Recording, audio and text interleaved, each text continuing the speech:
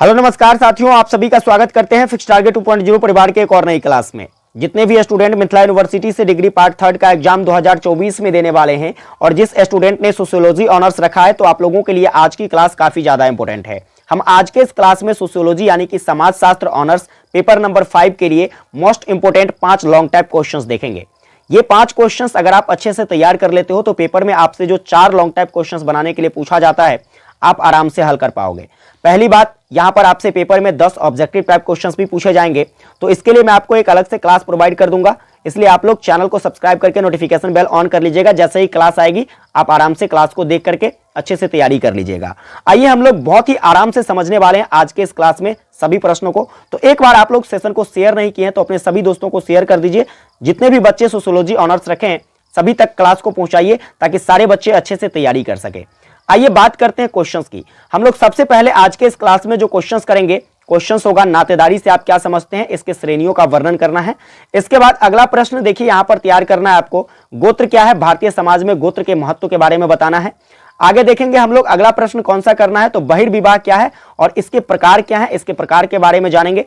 इसके बाद देखिए अगला प्रश्न आपसे पूछा जा सकता है कि समकालीन भारत में बाल विवाह की समस्याओं के क्या कारण हैं और इसे दूर कैसे किया जा सकता है, इसके उपाय को बताना है। आगे बात करते हैं तो देखिए अगला क्वेश्चन जो आपको मैं करवाऊंगा वह होगा एक संक्षिप्त टिप्पणी करना। जैसे कि कुछ पॉइंट्स आपको 3 से 4 पॉइंट्स दिए जाएंगे, उस पर आपको छोटा छोटा टिप्पणी करना होता है। जैसे कि हो गया आपका विधवा पुनर्विवाह, इसके बाद मुस्लिम विवाह के प्रकार हो जाते हैं, परिहास संबंध हो जाता है। इस तरीके से बहुत सारे टॉपिक मैं आपको आज के इस क्लास में कवर करके बताने वाला हूं। क्लास थोड़ी सी लंबी जरूर होगी लेकिन आपके एग्जाम के दृष्टिकोण से काफी ज्यादा इंपॉर्टेंट है। बस अपना एक प्यार दिखाइए, क्लास में अंत तक बने रहिए और सभी प्रश्न को अच्छे से समझ जाइए। पेपर आपका बहुत आराम से जाने वाला है, मैं इतना विश्वास दिलाता हूं।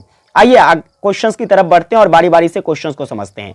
सबसे पहला क्वेश्चन कहता है नातेदारी से आप क्या समझते हैं, इसके श्रेणियों का वर्णन करें। नातेदारी को समझे, देखो नातेदारी को समझे इससे पहले हमें समझना है नातेदार को कि आखिर नातेदार जो होता है ये कौन होता है। तो नातेदार की अगर हम बात करते हैं तो इतना तो आप सभी जानते हो कि नातेदारी तो आप सभी जानते हैं ना। नातेदार कौन होता है, या तो हमारे वह रक्त से संबंधित हो सकता है या फिर समाज के द्वारा बनाया गया रिश्ता हो सकता है। अब बात करते हैं रक्त की, तो देखो जैसे कि हमारे माताजी हो गए, पिताजी हो गए, भाई बहन, ये सब जो है हमसे किस प्रकार से संबंध रखता है, तो इसका संबंध हमसे रक्त संबंध है। हम एक खून के होते हैं, होता है कि नहीं होता है। और इसके बाद अगर हम सामाजिक तौर पर रिश्तों की बात करें तो जैसे विवाह हो गया, विवाह हम अपने खून से तो नहीं करते हैं, किसी दूसरे की खून से करते हैं, है कि नहीं, जिसको समाज के आधार पर प्रामाणिकता मिलती है कि यह हमारी पत्नी हो गई, इससे हमारा रिश्ता हो गया। तो इन तमाम तरीके से जो है हमारे नातेदार बनते हैं, इसी को हम लोग क्या कहते हैं, नातेदार कहते हैं। समझ में आया बात। चलिए अब नातेदार को अगर आप समझ गए तो नातेदारी क्या होता है इसको समझिए। नातेदारी की अगर हम बात करते हैं तो आप सीधा सीधा समझ सकते हो कि नातेदारों का जो एक समूह होता है, जितने भी रिश्ते हमारे होते हैं उन सभी रिश्तों का एक समूह क्या कहलाता है, नातेदारी कहलाता है। क्या कहलाता है, नातेदारी कहलाता है। इसमें हम विभिन्न प्रकार से एक दूसरे के साथ व्यवहार में आते हैं, ये सारे जो है नातेदारी व्यवस्था होती है। अब अगर बात करें नातेदारी की, तो नातेदारी जो है यहां पर आपने 2 पॉइंट्स को समझा, वह क्या क्या था, तो पहला रक्त संबंध था। रक्त संबंध को हम ज्यादा ना समझे क्योंकि ये सारी चीजें तो हम अच्छे तरीके से जानते हैं, लेकिन यहां पर बात करते हैं हम विवाह संबंध की। तो विवाह संबंध में कई सारे रिश्ते बन जाते हैं। जैसे कि ऐसा नहीं है कि केवल विवाह करते हैं तो हमारा संबंध हमारी पत्नी से बनता है या फिर उस पत्नी के परिवार से बनता है। इसके अतिरिक्त पत्नी के जो पिताजी हैं उसके जो रिश्तेदार हैं उन सभी से हमारे रिश्ते क्या होते हैं, तो आपस में जुड़ जाते हैं। तो इन तमाम रिश्तों को नातेदारी ही कहा जाता है। अब आइए, ये नातेदारी था। अब यहां पर समझते हैं कि नातेदारी को जो है कितने श्रेणियों में बांटा गया है। तो नातेदारी के श्रेणियों की बात करें तो देखो मौलिक रूप से नातेदारी की श्रेणियों को 3 भागों में बांटा गया है। अब ऐसा क्यों, तो समाज में जितने भी रिश्ते हैं हमारा हर जगह जो है एक समान रूप से रिश्ता देखने को नहीं मिलता है। कहीं रिश्ते ऐसे होते हैं जहां पर काफी घनिष्ठता होती है, हम एक दूसरे से काफी लगाव के साथ रहते हैं। कुछ रिश्ते ऐसे होते हैं जहां पर मनमुटाव होता है, यानी कि रिश्ते तो हैं लेकिन उस ढंग से नहीं है, ज्यादा जो है उसमें दिलचस्पी नहीं होती है। इस प्रकार के भी रिश्ते होते हैं कि नहीं होते हैं, एक बार आप लोग कमेंट करके बताइए कि सर यस या नो। ठीक है, तो ये 2 रिश्ते जिसके आधार पर क्या किया गया है, तो नातेदारियों को कई सारी श्रेणियों में बांटा गया है। अब इस श्रेणियों की बात करते हैं तो सबसे पहला श्रेणी हो जाता है आपका प्राथमिक नातेदारी। देखो प्राथमिक नातेदारी, यहां से ऑब्जेक्टिव क्वेश्चंस भी बनेंगे, कैसे बनेंगे मैं आपको बताऊंगा। फिलहाल आप पहले प्राथमिक नातेदारी को समझिए। प्राथमिक नातेदारी जो होता है, यहां पर वैसे व्यक्ति होते हैं जो हमसे प्रत्यक्ष रूप से जुड़े होते हैं, जैसे हमारे माता पिताजी हो गए, भाई बहन हो गया, ठीक है। एक तरीके से हम समझे तो जहां हमारा रक्त संबंध होता है, क्या होता है, जितने भी हमारे रक्त से संबंधित होते हैं, रक्त संबंधी होते हैं, वह सबके सब कहां आ जाते हैं, तो प्राथमिक नातेदारी में आ जाता है। अब ऑब्जेक्टिव क्वेश्चंस यहां से पूछा जा सकता है कि बताइए माता पिता का हमसे जो संबंध है यह किस प्रकार की नातेदारी है, तो आप कहोगे सर प्राथमिक नातेदारी है।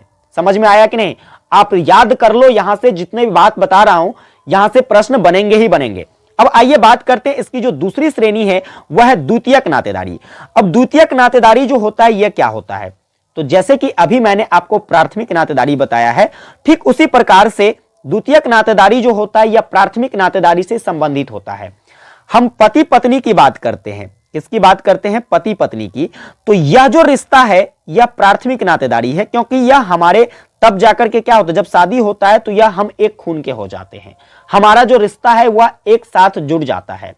लेकिन इसके अतिरिक्त जो बनने वाले रिश्ते हैं, जैसे पति के हमारे कुछ रिश्तेदार होंगे, जैसे हमारे नाना जी हो गए, या फिर बात करें तो नाना जी भी हमसे जो खून का रिश्ता रखते हैं। इसके अतिरिक्त और नाने जी के जो रिश्तेदार हैं, इसके बाद और भी उनके कुछ रिश्तेदार हो सकते हैं, हमारी पत्नी के पिताजी के और भी कई सारे रिश्तेदार हो सकते हैं।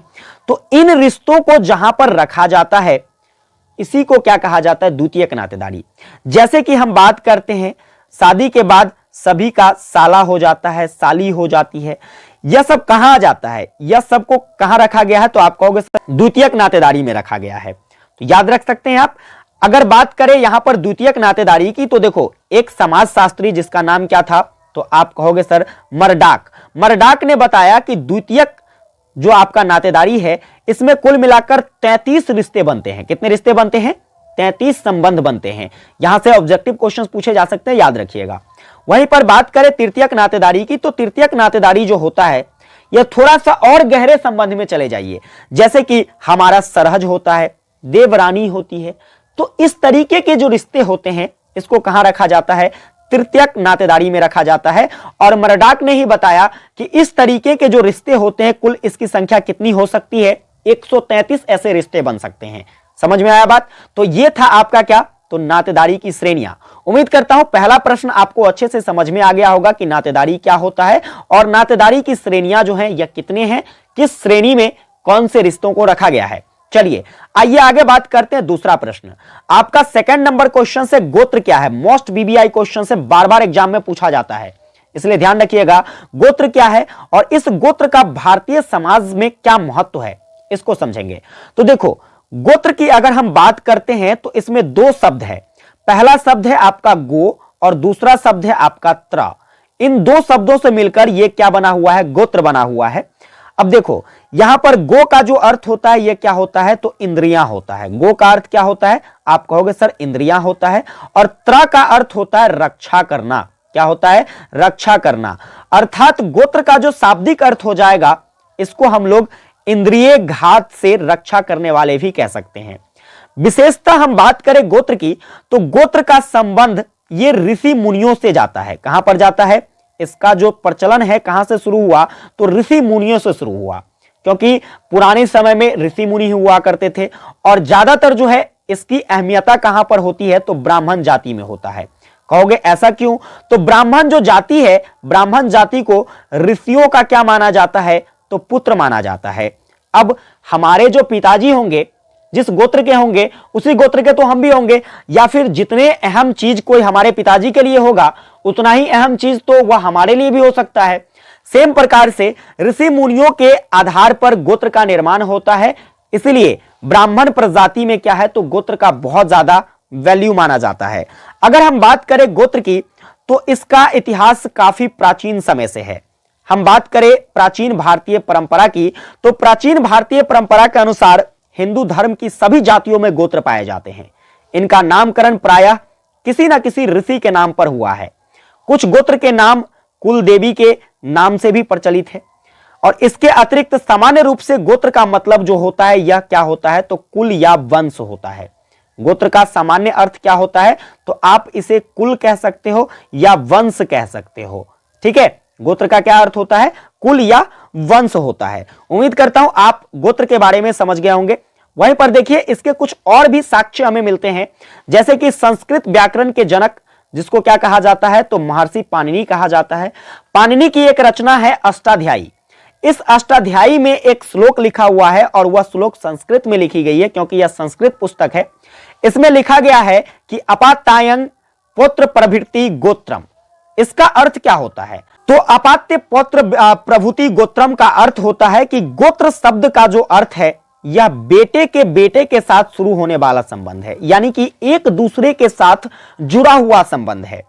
इस संदर्भ में महाभारत के शांति पर्व के एक श्लोक के अनुसार उस समय मूल रूप से प्रमुख 4 गोत्र माने जाते थे।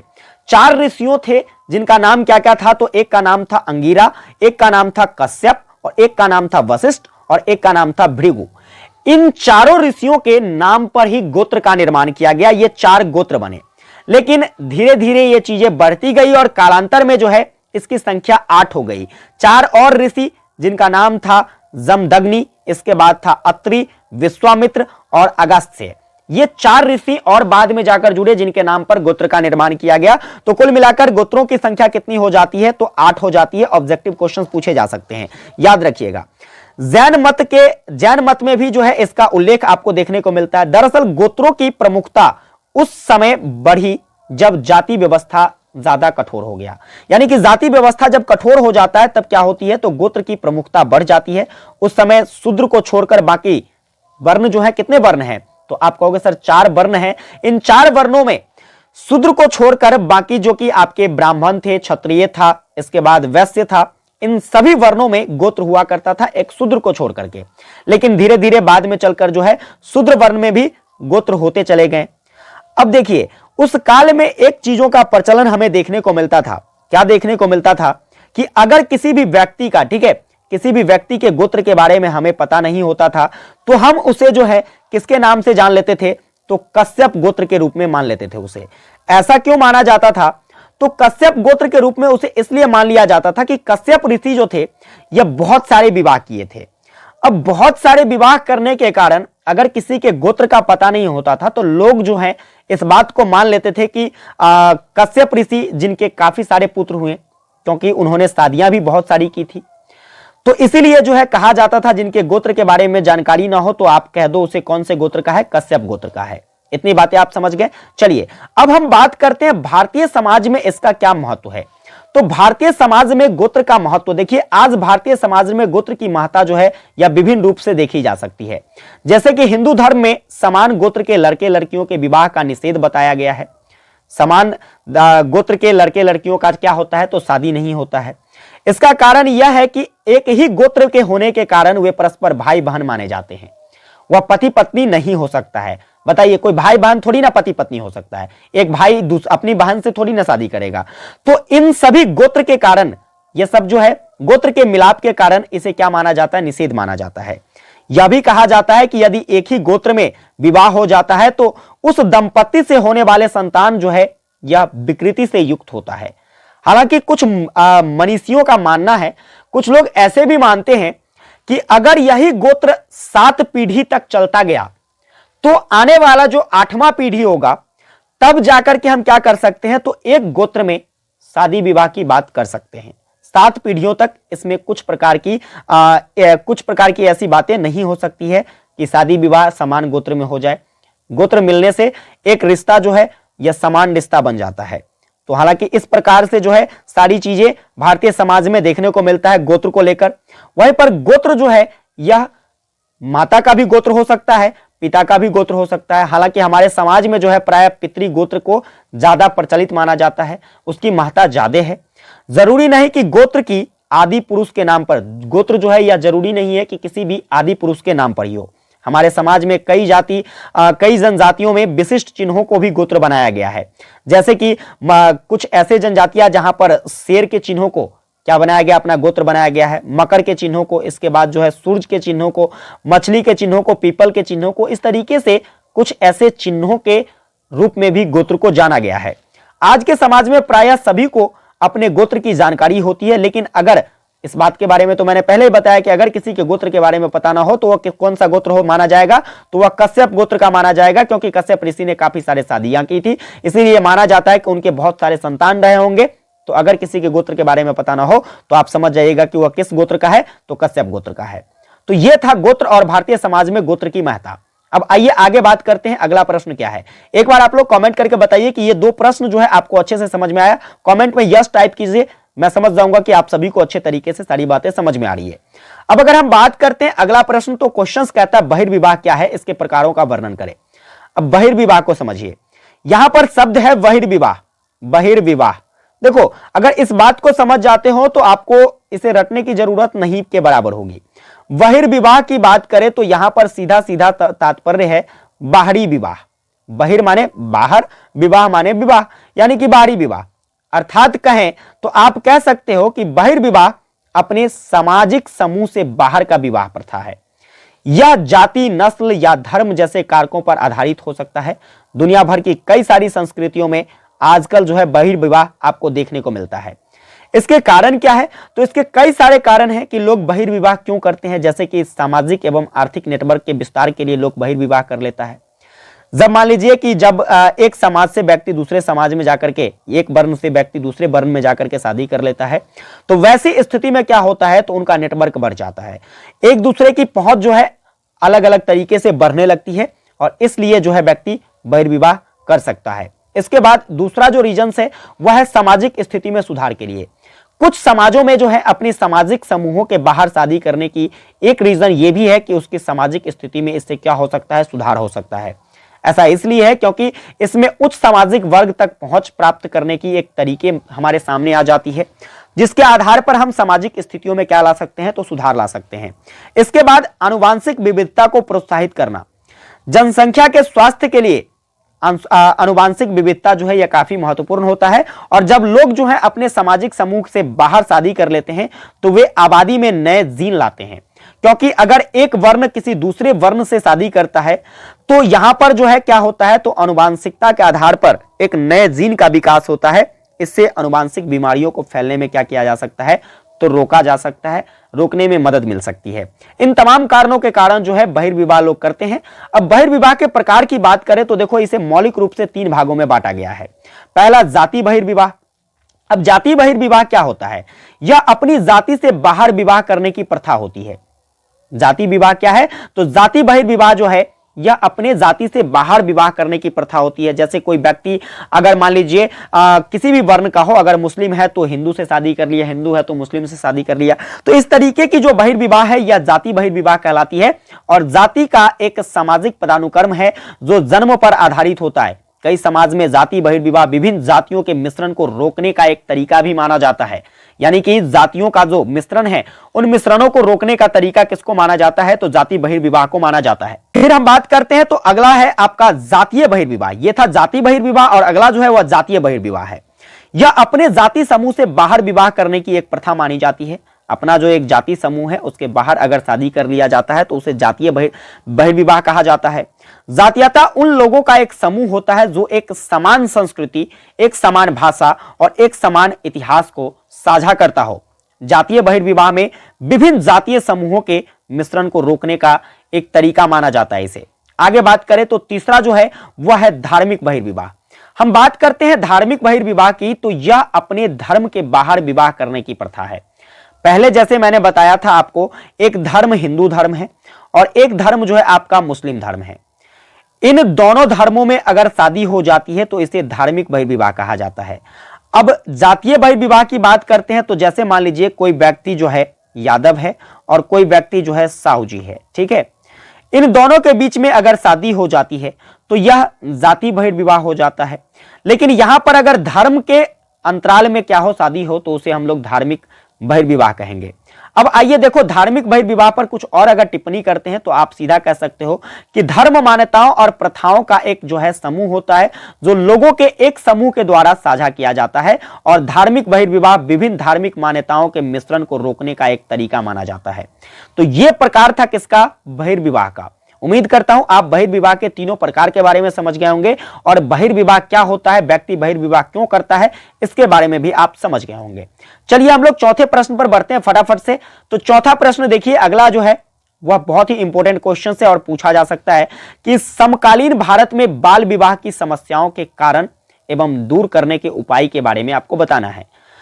तो यहां पर हम बाल विवाह के कारण या फिर दूर करने के उपाय को समझे, इससे पहले आप तो यह समझ लो कि बाल विवाह क्या होता है। बाल विवाह की बात करें तो यदि किसी लड़के या फिर लड़की की शादी 18 वर्ष से कम की उम्र में हो जाता है तो वैसे विवाह को बाल विवाह कहा जाता है, क्योंकि कानूनन तौर पर यह का दायरा बनाया गया है कि किसी भी अगर लड़के की शादी होती है या लड़कियों की शादी होती है तो कम से कम उसकी उम्र 18 वर्ष होनी चाहिए। लड़कियों की शादी के लिए तो यह उम्र जो है 21 वर्ष कर दी गई है। कम से कम लड़के जो है कितने वर्ष के होने चाहिए, 21 वर्ष के, और लड़कियां जो है कितने वर्ष के होनी चाहिए, तो 18 वर्ष के होनी चाहिए, तब उसकी शादी होनी चाहिए। अब इसके नुकसान है क्या क्या, इन सभी चीजों पर जानेंगे।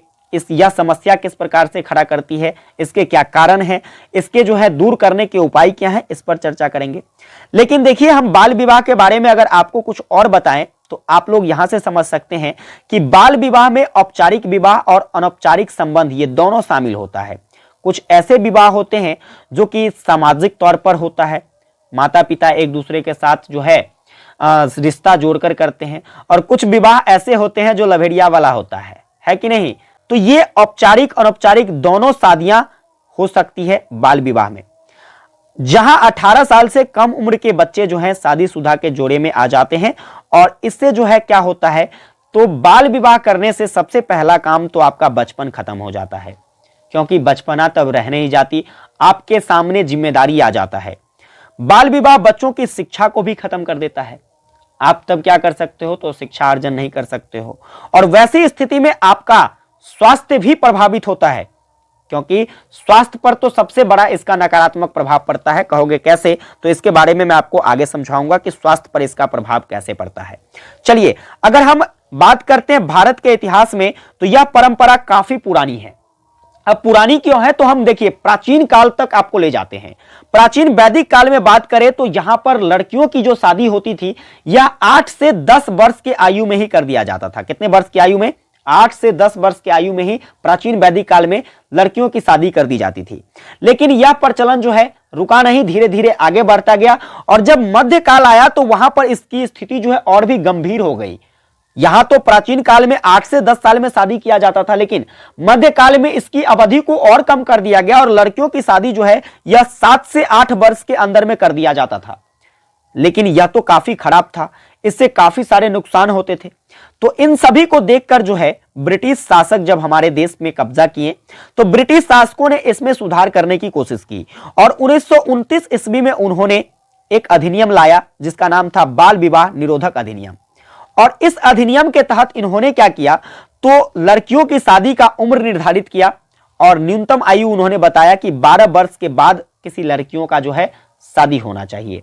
ठीक है, बेसिकली अगर मेडिकल आधार पर बात करेंगे हम लोग तो ये थोड़ा बहुत सही था, क्योंकि इस समय जो है कुछ शारीरिक परिवर्तन लड़कियों और लड़कियों में देखने को मिल जाती है 12 वर्ष की अवस्थाओं तक। ठीक है, तो यहां तक तो चीजें सही थी, लेकिन आजादी के बाद जो है इसमें और भी सुधार देखने को मिला।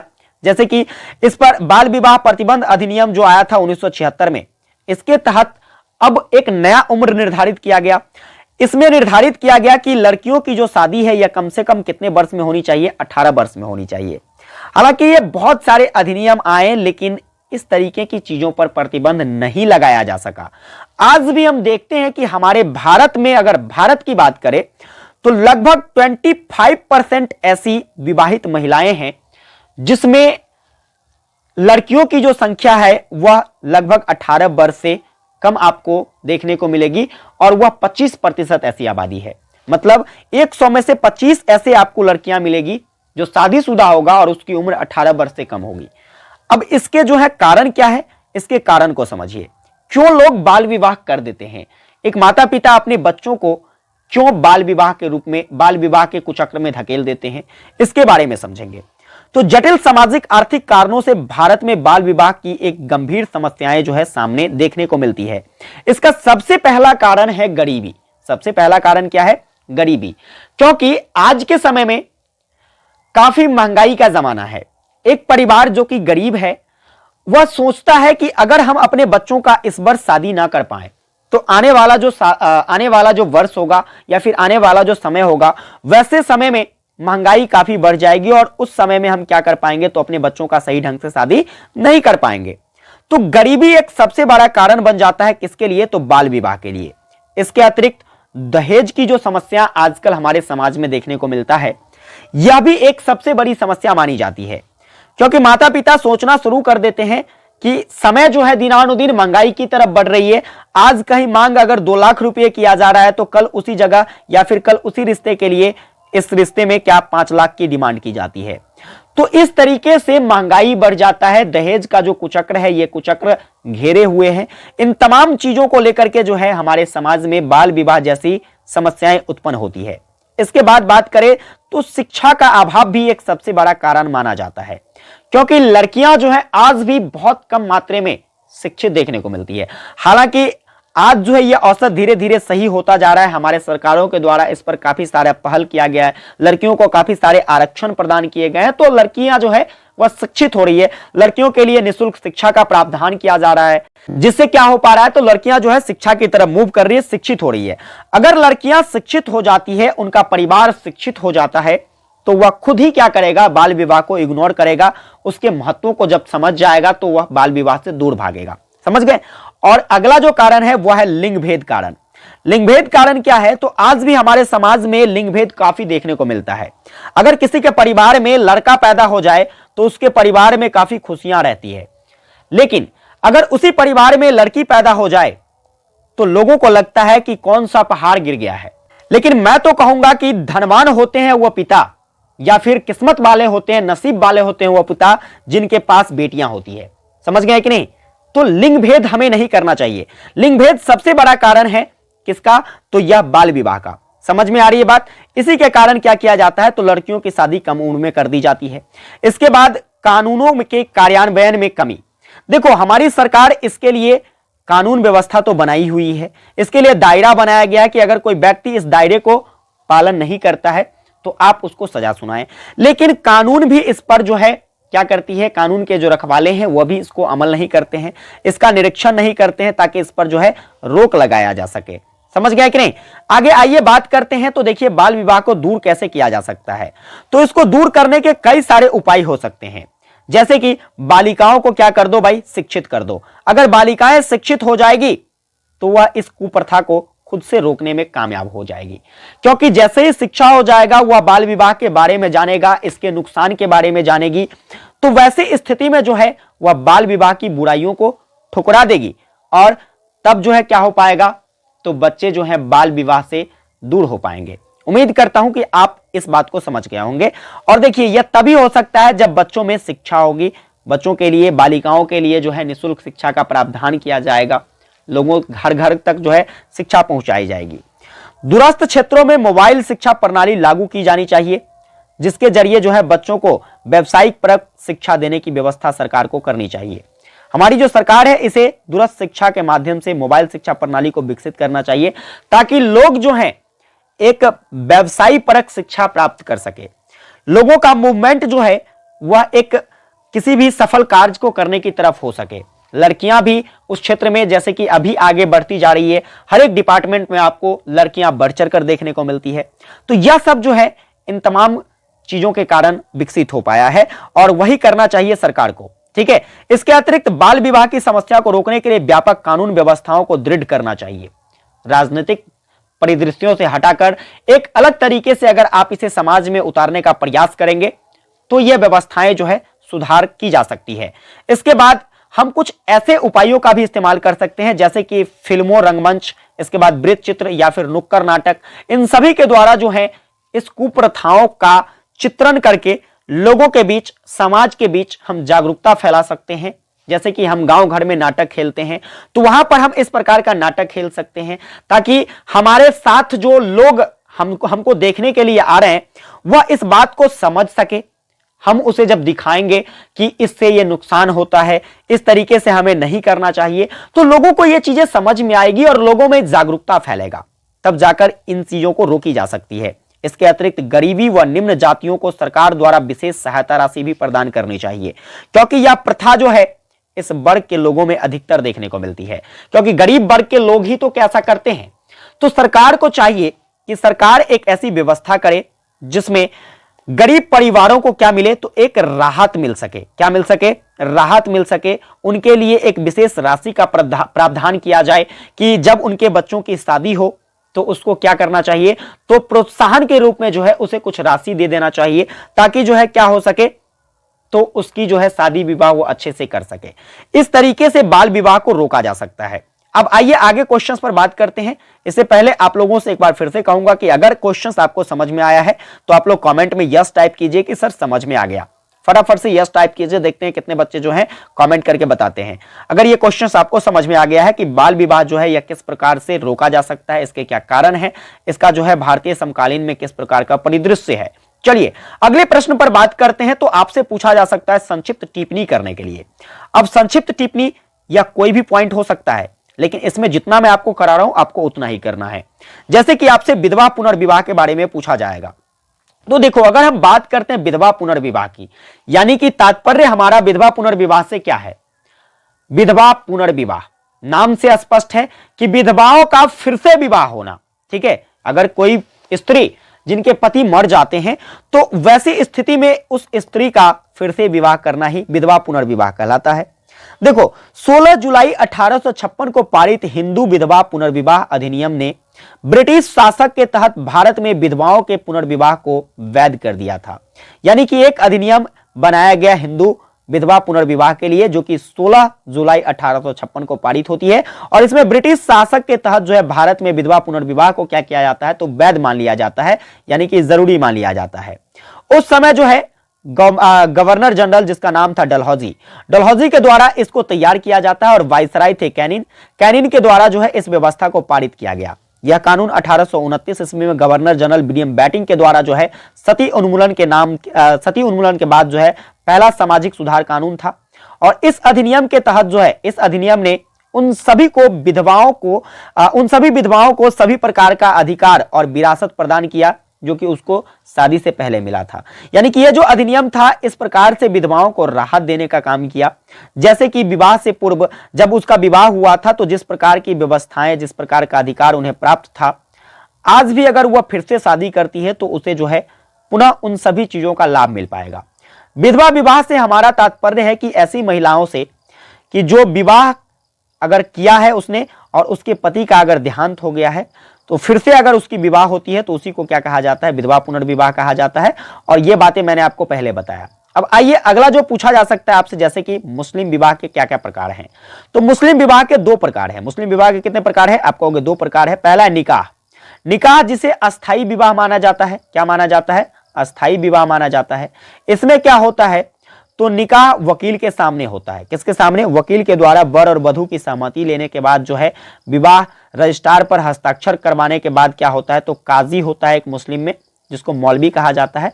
मौलवी के द्वारा जो है निकाह का अरबी भाषा में पढ़कर संपन्न किया जाता है। इस तरीके से जो है उनकी शादी पूर्ण हो पाती है, विवाह पूर्ण हो पाता है। तो निकाह जो है भाई साहब एक अस्थाई विवाह है मुस्लिम धर्म का। लेकिन एक होता है मुत्ताह जो है यह अस्थाई विवाह है। जैसे कि हम लोग कहे तो एज अ रिलेशनशिप कह सकते हैं। ठीक है, एज अ रिलेशनशिप हम लोग कुछ समय के लिए रहते हैं, 6 महीने के लिए, साल भर के लिए रहे, इसके बाद जो है या फिर 1 सप्ताह के लिए, 1 दिन के लिए भी रह सकते हैं। इस प्रकार की विवाह जिसको क्या कहा जाता है, मुस्लिम समुदाय में मुत्ताह कहा जाता है, और यह एक अस्थाई विवाह है। समझ गए? लेकिन इसको रोक देना चाहिए, क्योंकि इस तरीके से क्या होती है, तो हर एक चीजें जो है समाज में इस प्रकार की चीजें क्या करती है, तो कुरीतियों को फैलाता है, समाज में एक गलत मैसेज को सामने लाकर रखता है कि नहीं? तो ये चीजों को रोक देना चाहिए। इसमें कम से कम एक अवधि को निर्धारित कर देना चाहिए और इसके लिए एक राशि भी निश्चित कर देनी चाहिए। समझ गए कि नहीं? तो ये सारी व्यवस्थाएं करनी चाहिए। मुस्लिम विवाह के ये 2 प्रकार हो जाते हैं। इसके बाद आपसे पूछा जा सकता है परिहास संबंध। परिहास संबंध जो होता है ये क्या होता है? परिहास संबंध एक ऐसा संबंध होता है जिसमें 2 रिश्तेदार के मध्य जो है आपसी में हंसी मजाक, इस प्रकार के रिश्ते आपको देखने को मिलते हैं। हम आपस में भद्दी बातों का भी इस्तेमाल कर सकते हैं, उसी को परिहास संबंध कहा जाता है। जैसे कि देवर भाभी के बीच में संवाद जो होता है, यहाँ पर आप हंसी मजाक करते हैं, कुछ डिफरेंट टाइप की बातें भी किया करते हैं। जीजा साली के बीच में क्या होता है तो डिफरेंट टाइप की बातें होती है, ठीक है। तो इन तमाम चीजों को हम लोग किस रिश्ते में रखते हैं तो परिहास संबंध में रखते हैं। अगर बात करते हैं परिहास संबंध की तो इसे मौलिक रूप से 3 रूप दिए गए हैं, जिसमें सबसे पहला रूप जिसका उपयोग जो है सामाजिक स्वीकृति के रूप में किया जाता है। और इसके बाद अगर बात करते हैं इसके दूसरे स्वरूप की, तो दूसरा स्वरूप जो होता है यह हंसी मजाक के रिश्ते का दूसरा स्वरूप अक्सर उसके साथ जुड़ा हुआ पाया जाता है।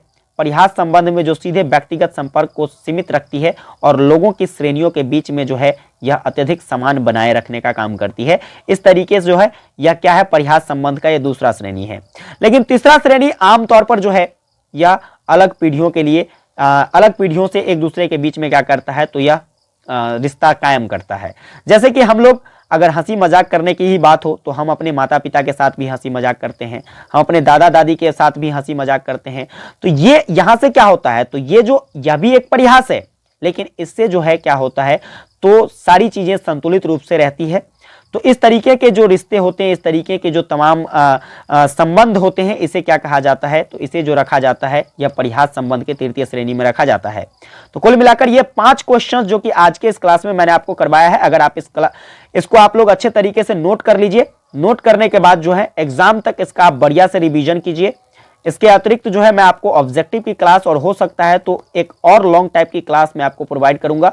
अगर आप इन सभी को अच्छे से तैयार कर लेते हैं तो आपके पेपर में जो 4 लॉन्ग टाइप क्वेश्चंस पूछे जाएंगे आप आराम से कर पाओगे।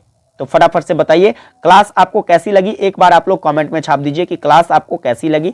अगर क्लास आपको हेल्पफुल लगती है, चैनल पर नए सब्सक्राइब नहीं किए सब्सक्राइब करके नोटिफिकेशन बेल ऑन कर लीजिएगा। सेशन को लाइक नहीं किए लाइक करके अपने सभी दोस्तों को ज्यादा से ज्यादा शेयर कर देना। विशेष आप लोगों से मिलते हैं अगली क्लास में। जय हिंद, वंदे मातरम।